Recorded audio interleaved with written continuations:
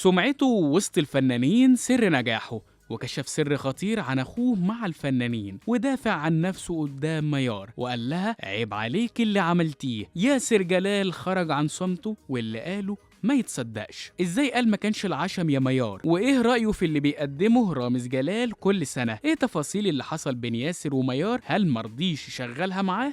كل ده واكتر هنعرفه مع بعض في فيديو جديد من حكاوينا.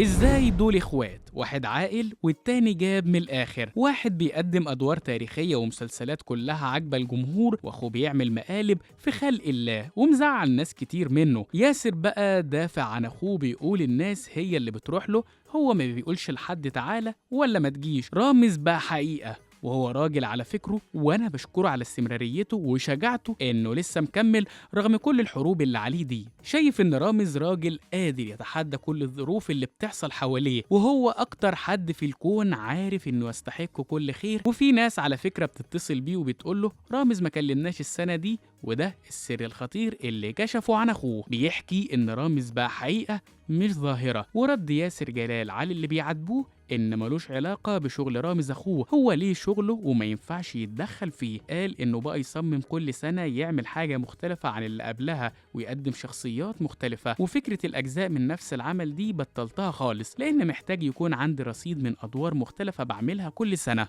وعن تفاصيل الأزمة اللي حصلت في مسلسل جودر، قال إنه كان المفروض في مشهد فيه فرن والمخرج كان عايز يطلع العيش سخن عشان المصداقية يعني، وقبل ما يعمل ده استشار الناس اللي هناك وكمان الحماية المدنية، لكن لما اشتغل الفرن البلدي ما كانش معزول وحرق الجزء اللي كانوا فيه. خدوا وقت عشان يسيطروا على الحريق، بس الحمد لله الحريق ما طالش باقي الديكور. كان في تخوف من إنتاج مسلسل ألف ليلة وليلة بصراحة، وعندهم حق لأن النوعية دي بتتعمل بره بمليارات مش ملايين، فكان ده التحدي. وهم ياسر وقتها كان التخوف من الوقت وضيقه علشان مش هيلحق رمضان. آخر لحظة لما المسلسل بقى 15 حلقة لقوا حلو، فقرروا ينزلوا بال15 الأولانيين، وكرم ربنا الكبير إن المسلسل نجح. والنجاح في مسلسل جودر يرجع لربنا والنقاد والجمهور، والسوشيال ميديا مظلومة وبيتقال إن فيها مأجورين، ولكن بصراحة فيها شرفاء كتير وهم فرحانين فعلا بالمسلسل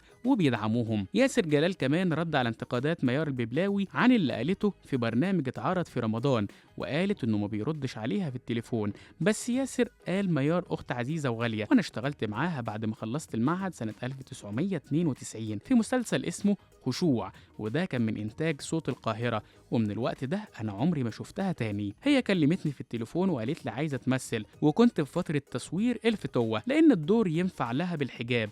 أول حاجة إن فعلا ما كانش فيه أدوار موجودة مناسبة ليها، وتاني حاجة أنا ما ينفعش أدخل في شغل المخرج ولا ليا رأي في قصة العمل. هي كانت عايزاني أرشحها وأنا ما ينفعش أعمل حاجة عشان محدش يفهمني غلط طبعا.